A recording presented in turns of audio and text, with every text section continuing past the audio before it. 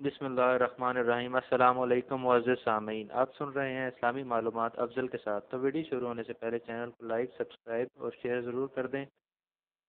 میں لے کر آیا ہوں آپ کے لیے کتاب محمد عربی صلی اللہ علیہ وآلہ وسلم۔ تو آئیے چلتے ہیں ہم اپنی پہلی قسط کی طرف۔ دین ابراہیمی عرب میں زیادہ نہیں ٹھہرا، پورے ملک میں پھر بت پرستی پھیل گئی۔ لوگ خدا کے ساتھ مورتیوں کو بھی پوجنے لگے اور ان کو خدا تک پہنچنے کا وسیلہ سمجھنے لگے۔ ان کا عقیدہ یہ تھا کہ خدا کے ساجی اور ہمارے سفارشی ہیں، نیز یہی حاجت روا اور مشکل کشا ہیں۔ چنانچہ وہ مصیبتوں میں انہی کو پکارتے، فریادیں بھی انہی سے کرتے اور مرادیں بھی انہی سے مانگتے۔ حضرت ابراہیم علیہ السلام تو خالص توحید کے داعی تھے اور شرک و بت پرستی سے بیزار، لیکن یہ لوگ ان کو بالکل ہی بھول گئے اور مورتیوں کے پجاری بن گئے۔ لیکن ایسا ایک دم نہیں ہو گیا، اس میں بھی ایک زمانہ لگا۔ نہ جانے کتنی صدیاں بیت گئیں اور نہ جانے کتنی نسلیں گزر گئیں، تب کہیں جا کر شرک کے پیر جمے۔ یہ شرک آیا کہاں سے؟ بت پرستی کو فروغ کیسے ہوا؟ بات یہ تھی کہ حضرت ابراہیم علیہ السلام اور حضرت اسماعیل علیہ السلام سے عربوں کو بے انتہا محبت تھی، اور کعبہ چونکہ انہی دونوں کی تعمیر تھی اس لیے ان کو کعبہ سے بھی بڑی محبت تھی۔ پھر یہ محبت اسی حد تک محدود نہ رہی، اس کے ارد گرد جتنے پتھر تھے وہ بھی ان کے نزدیک محبوب اور متبرک بن گئے۔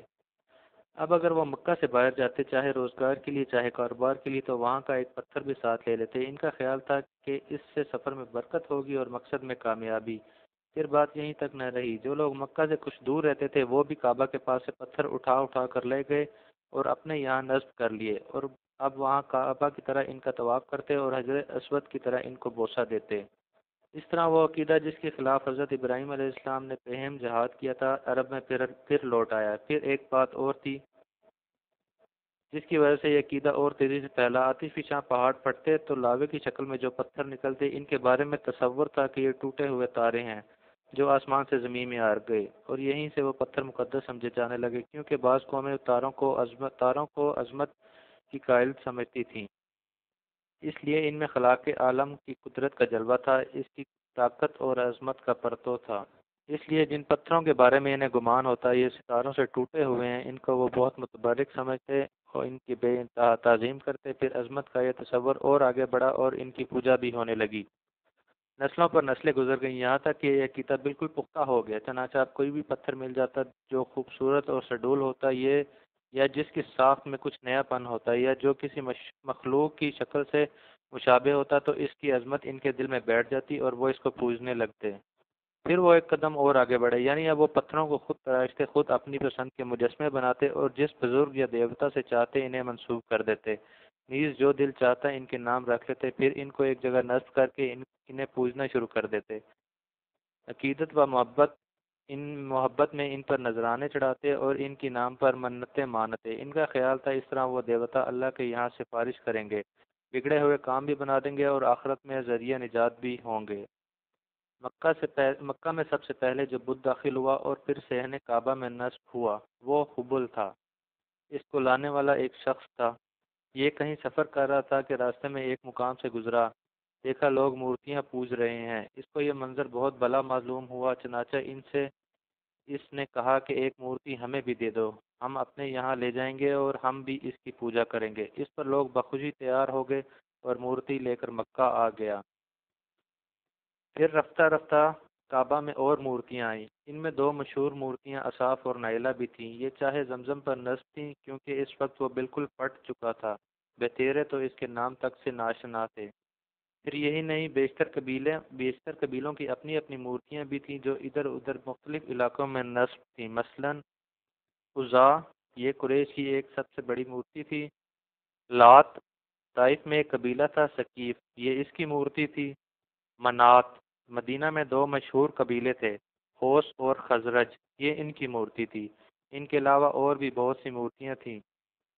یہ وہی گھر تھا جسے حضرت ابراہیم علیہ السلام اور حضرت اسماعیل علیہ السلام نے اپنے مقدس ہاتھوں سے بنایا تھا، بڑی آرزوؤں اور تمناؤں سے بنایا تھا، جس کے بنانے میں اپنا خون پسینہ ایک کیا تھا۔ کیوں؟ صرف اس لیے کہ یہ توحید کا مرکز بنے اور رب کا سب سے بڑا گھر بنے۔ لیکن قوم نے ساتھ نہ دیا اور یہی خانہ خدا بت خانہ بن گیا۔ لوگوں نے حضرت ابراہیم علیہ السلام کا دیا ہوا سبق فراموش کر دیا، اور اب انہیں یاد بھی نہ رہا کہ کبھی اس گھر سے توحید کی صدا بلند ہوئی تھی۔ بلکہ اب ان کے لیے یہ تصور کرنا بھی دشوار تھا کہ بت پرستی کے سوا بھی کوئی سچائی ہو سکتی ہے۔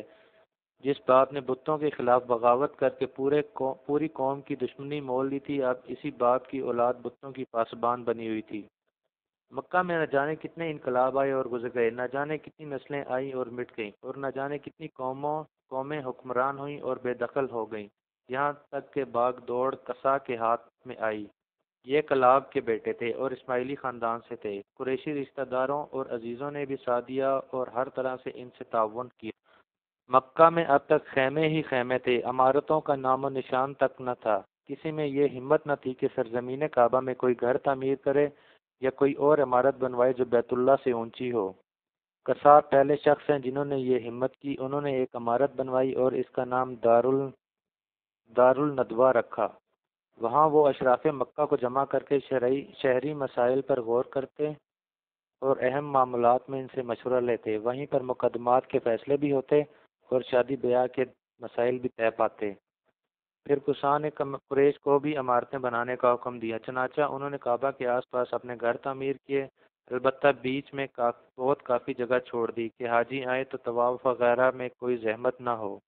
قصا نے اپنے دور میں بہت بڑے بڑے کام کیے جو ایک زمانہ تک یادگار رہے۔ مشعر حرام انہی کی ایجاد ہے، جس پر حج کے دنوں میں چراغ جلتے ہیں۔ انہی نے تمام قریش کو جمع کیا اور تقریر کی، بھائیوں، کعبہ کی زیارت کے لیے حاجی نہ جانے کہاں کہاں سے آتے ہیں، سینکڑوں ہزاروں میل کا فاصلہ طے کر کے آتے ہیں، بھائیوں ان کی میزبانی کرنا تمہارا فرض ہے۔ پھر اس سلسلے میں انہوں نے 2 عہدے قائم کیے۔ نمبر 1، سقایا۔ اس کا کام تھا کہ حاجی آئیں ان کے لیے میٹھے پانی کا انتظام کریں، چاہے زمزم پھٹ چکا تھا اس لیے پانی کمیاب بھی تھا، بہت دور دور سے لانا پڑتا تھا۔ نبیذ وغیرہ کا کام بھی اس کے سپرد تھا جو عربوں کی خاص چیز تھی۔ نمبر 2، رفادہ۔ قریش نے ایک سالانہ رقم مقرر کی جس سے منع اور مکہ میں حاجیوں کی ضیافت کی جاتی، اس کے ذمہ اسی کا انتظام تھا۔ کعبہ سے متعلق بھی ایک عہدہ قائم کیا اور اس کا نام حجابہ رکھا۔ جو اس عہدے کا ذمہ دار ہوتا وہی کعبہ کا کلید بردار ہوتا۔ کعبہ سے متعلق سارے کام اسی کے سپرد ہوتے۔ کوئی کعبہ کے اندر جانا چاہتا تو پہلے اس سے اجازت لیتا، اس کی اجازت کے بغیر اندر جانا منع تھا۔ یہ تینوں عہدے عربوں کے نزدیک بہت محترم تھے۔ اگر کسی کو ان میں سے کوئی عہدہ مل جاتا یا کسی عہدے میں دوسرے کا شریک ہو جاتا تو مارے خوشی کے وہ پھولا نہ سماتا، سمجھتا کہ گویا اسے اقلیم کی بادشاہت مل گئی۔ یہی وجہ ہے کہ قصا نے ان سارے عہدوں کو اپنے لیے مخصوص رکھا۔ یہ عہدے تو حج اور کعبہ سے متعلق تھے، ان کے علاوہ اور بھی بہت عہدے تھے جو سب قصا کے ہاتھ میں تھے۔ پھر جب وہ بوڑھے ہو گئے اور ساری ذمہ داریوں کو بار اٹھانا دشوار ہو گیا تو انہوں نے یہ تینوں عہدے عبدالدار کے سپرد کر دیے۔ یہ قصا کے سب سے بڑے بیٹے تھے۔ بعد میں یہ عہدے عبدالدار سے ان کے بیٹوں میں منتقل ہو گئے۔ قصا کے ایک اور بیٹے تھے عبد مناف، چونکہ ان کی اولاد اسر و رسوخ میں عبدالدار کی اولاد سے بڑی ہوئی تھی، اس لیے انہوں نے فیصلہ کیا چچیرے بھائیوں سے ان عہدوں کا چھیننے کا۔ چنانچہ بڑی کشمکش رہی، خاندان عبدالدار نے عہدے حوالے کرنے سے انکار کر دیا اور جنگ کی تیاری شروع ہو گئی۔ لیکن پھر صلح ہو گئی اور طے یہ ہوا کہ یہ عہدے دونوں میں تقسیم ہو جائیں۔